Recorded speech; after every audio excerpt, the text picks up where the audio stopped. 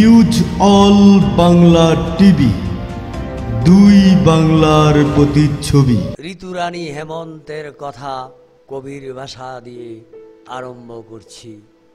সুপ্রিয় দর্শক, কবিগুরু রবীন্দ্রনাথ ঠাকুর বলেছেন, হেমন্ত কোন বসন্তের বাণী, পূর্ণ শশী ওই যে দিল আনি, বকুল ডালের আগায় জ্যোৎস্না যেন ফুলের স্বপন লাগায়, সাদার মায়ায় আর মন মাতানোর সুবাসে ছেয়ে থাকা শিউলি ফুল যখন আপনার আঙ্গিনায় উজাড় হয়ে পড়ে থাকে, তখনই হেমন্তের শুরু।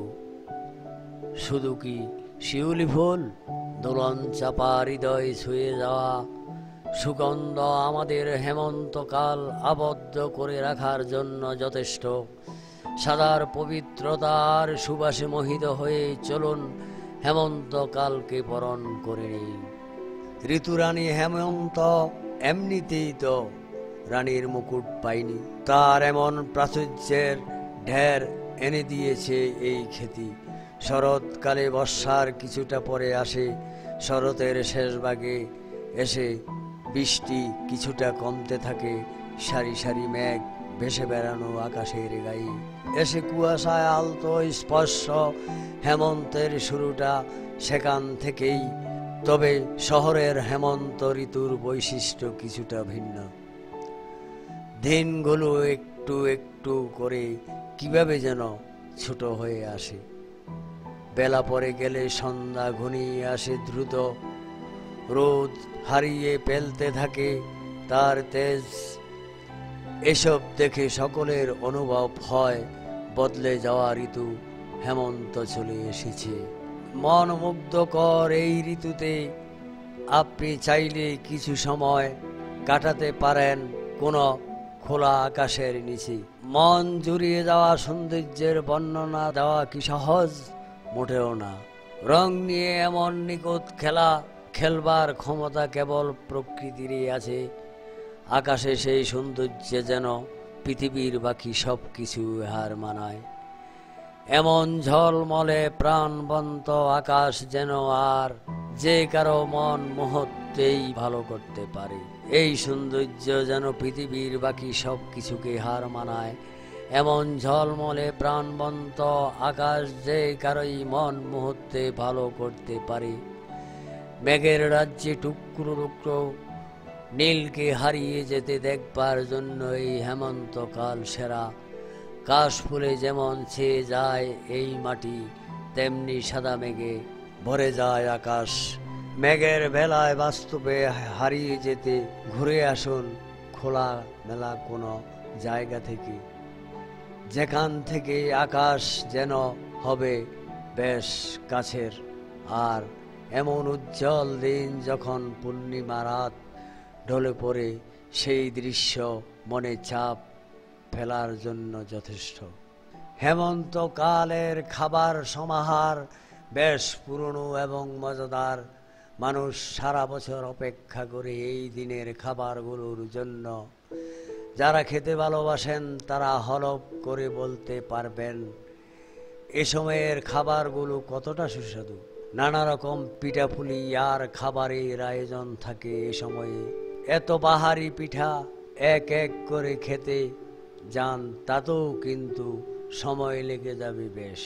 এত শত খাবার ফসল কাটার পর পরেই নিজ হাতে সময় নিয়ে বানান বাংলার কিশোরী কিষানীরা। ফসল কাটার পর পরেই নিজ হাতে এ সময় এসব পিঠাপুলি বানান বাংলার পল্লীবালারা। কি চমৎকার এই খাদ্যগুলো! ঋতুরানীর পিঠাপুলির স্মৃতির অপেক্ষায় মানুষ অপেক্ষা করে কখন আসবে সেই ঋতুরানী হেমন্ত। হেমন্তকাল এমনই এক ঋতু, আপনি চারদিক একটু খেয়াল করলে এই ঋতুর সৌন্দর্য মোহিত করবে আপনাকে।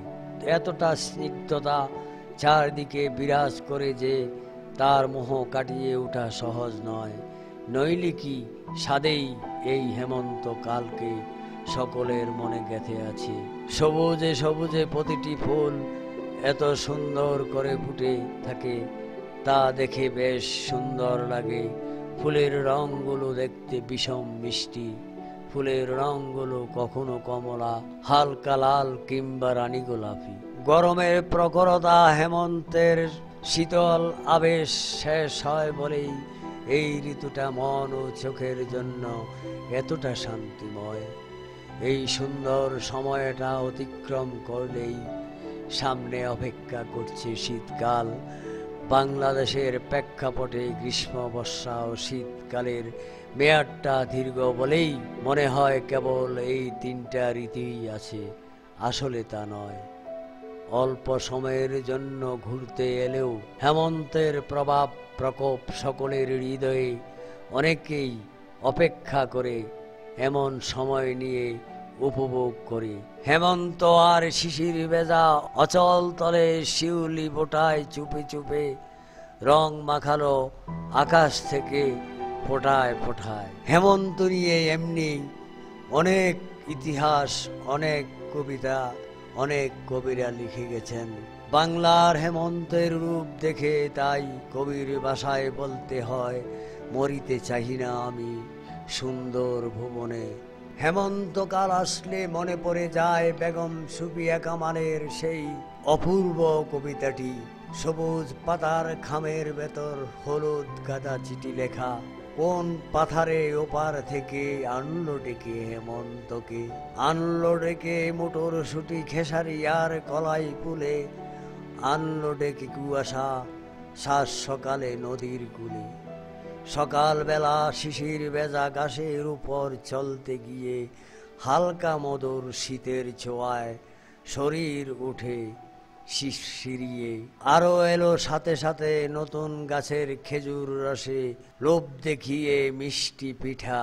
মিষ্টি রোদে খেতে বসে হেমন্ত আর শিশির ভেজা অচল তলে শিউলি বুটায় চুপি চুপে রং মাখালো আকাশ থেকে ফোটায় ফোটায়। ঋতুরানী হেমন্তের বর্ণনা দেওয়া একেবারে অসম্ভব। চিরসবুজ এই বাংলার 6 ঋতুর মধ্যে ঋতুরানী হলো হেমন্তকাল। আর এই হেমন্তকাল আসলে বাংলার কৃষক কিষাণীর মনে কি যে আনন্দ, কি যে আনন্দ ফুটে ওঠে।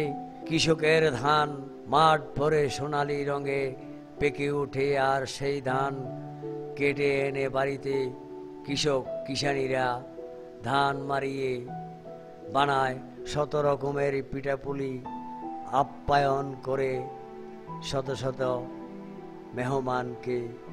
এ যেন অপূর্ব এক স্মৃতি। ঋতুরানী হেমন্তকাল আসলে মনে পড়ে যায় জালালউদ্দিন মাহমুদ রচিত একটি কবিতার কথা।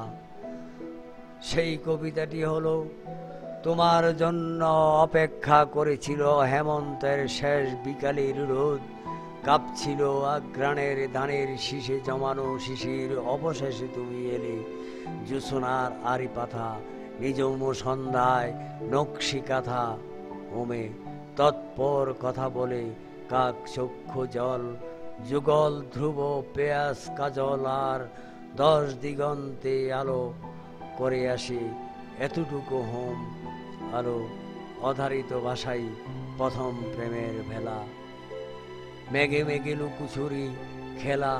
কেউ দেখবে বলে কাকের মতো দুচোখ বন্ধ করে গুজে দেই শন পাথা ছাওয়া ঘরের চালে। এতটুকু প্রেম, তাই তো বলি ঋতুরাজ হেমন্তে এই বাংলার রূপ কখনো বলিবার নয়। আর একথাও বলতে হয়, ঋতুরানী হেমন্ত আসলেই ঋতুরানী। ঋতুরানী হেমন্তের আর কতই বা বর্ণনা করব। সুপ্রিয় দর্শক, আমাদের চ্যানেলটি যদি আপনার ভালো লেগে থাকে তাহলে আমাদের চ্যানেলটি সাবস্ক্রাইব করে আমাদের পাশে থেকে নতুন নতুন ভিডিও পেতে আমাদের চ্যানেলটি সাবস্ক্রাইব করুন। Jasimuddin Khokon, news all Bangla TV.